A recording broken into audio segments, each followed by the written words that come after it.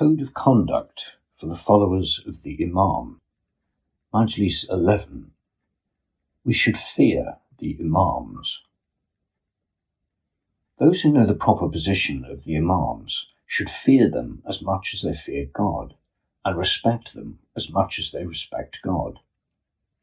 For God has linked our obedience to them with our obedience to Him, and has made them a medium between Him and the people. They have been appointed by Him to scrutinize our actions and certify them before Him. Their pleasure is the pleasure of God, and their displeasure is the displeasure of God. We shall be rewarded or punished through them. Imam Jafar, peace be upon him, says, God is worshipped through us, and is obeyed and disobeyed through us.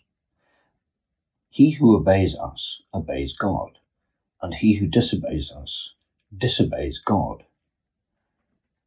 God has emphatically declared that He will not take notice of the good deeds of anybody if they are not done through us, i.e., according to our instructions. We are the gate of gods. We are the guardians over His people and the guardians of His mysteries. We are the depositories of His knowledge. It is the duty of every one of us to ingratiate himself with the Imams by his devotion to them, and by doing things which are good in their eyes. We should do what they order us to do, and should not do what they do not want us to do. We should act in a way that pleases them the most, and yet we should fear them the most. Fear is one of the means of making us near and dear to God. He has promised those who fear Him the Jannat. The Prophet is narrated to have said, He who does not fear men does not fear God. The word men mentioned in the tradition refers to the Imams. Imam Jafar, greetings be on him, says in this connection, we are the men referred to who are envied by the people because the imamat which God has conferred upon us. Those who know our position fear us the most.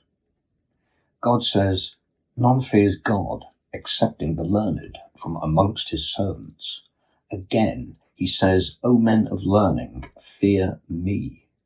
Those followers of the Imams who have attained to a high position with them are the persons who should fear them the most. The angels who are nearmost to God fear Him the most, and are more assiduous in the devotion to Him than mankind. If people possess anything in their hands, they are usually afraid lest someone should snatch it away from them. It is said that once Christ went on a journey accompanied by one of His disciples. They arrived at a desert where the disciple began to fear.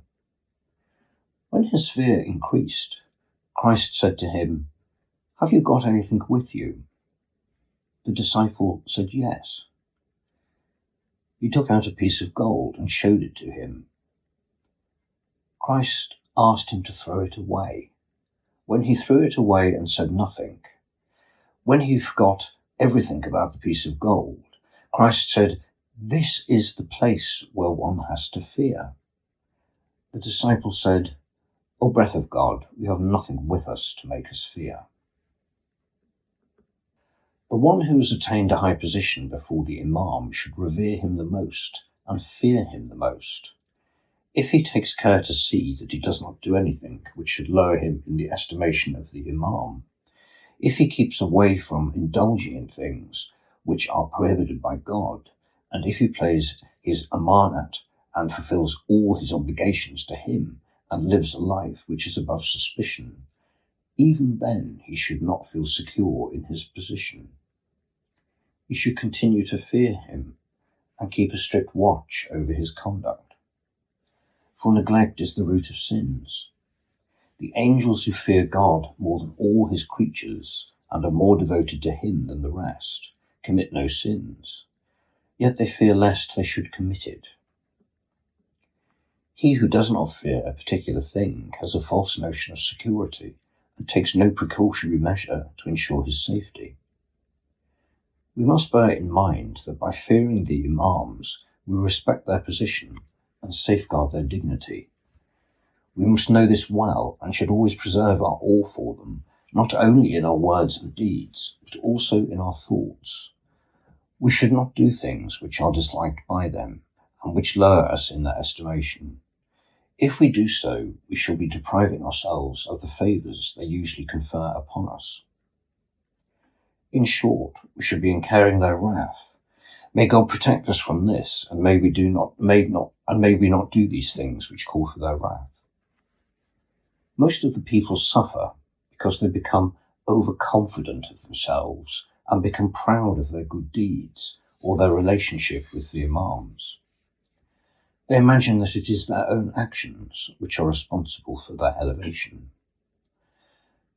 They think that they have acquired the position as a matter of right. They go a step further and say that because of their achievements they have established a claim on the Imams. I have made it clear somewhere else in this book that none has a claim whatsoever on the Imams. Whatever their followers receive from them, they get as a mere favour from them. Good actions bring us near to them and please them, and bad actions keep the culprits away from them, even if they happen to be related to them or connected with them in one way or another. There are many people who are closely related to them, and yet they are far away from their hearts. There are many people who are physically close to them, but are spiritually distant from them. May God protect us from the people of this type.